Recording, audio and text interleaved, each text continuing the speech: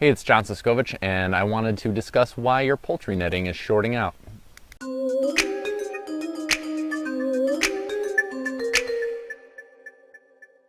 So I've been using Premier One fencing on farm exclusively for Camps Road Farm.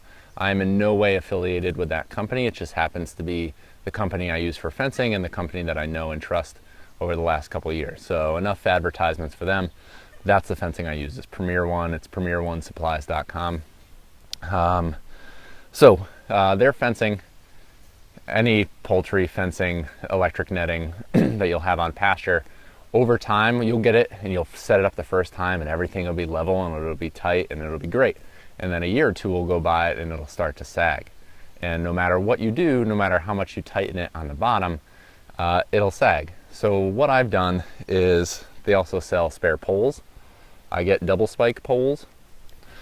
I set up my fence, put the poles in the ground, and then stretch the netting. Of course, you don't catch the netting in the post. Stretch the netting up to the post, and that will get rid of that sag and take those bottom wires off of the grass. Your fence really starts to kneel over time onto the grass, and those wires laying on the ground, especially if it's a rainy day, will short out and you're done. One of the other things I've done, I've noticed that, this is year 2 or 3 with this netting, that no matter what I do, I can't get that bottom wire not to touch the ground. So I've completely disconnected it, because the second wire up, this is the poultry netting, so they're really close together on the bottom. The second wire up is still hot, and that's about where, that ends up landing at the level where the first wire used to land. So I've disconnected that first wire completely, and I've seen an up in my voltage, and I've had no predator or chicken problems.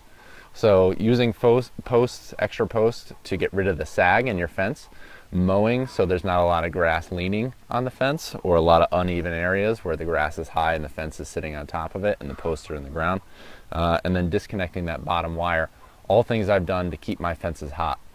The rule of thumb on our farm is that we have a minimum 4,000 voltage, and up from that it goes up to about 9,000, because we want it hot enough that if somebody hits this, it's a shock, and it's super unpleasant.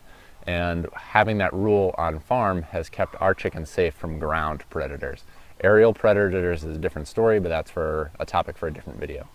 I have one more tip, but I'm going to go to a completely separate video for the most annoying fencing problem that you'll have and how to solve it. So that's it.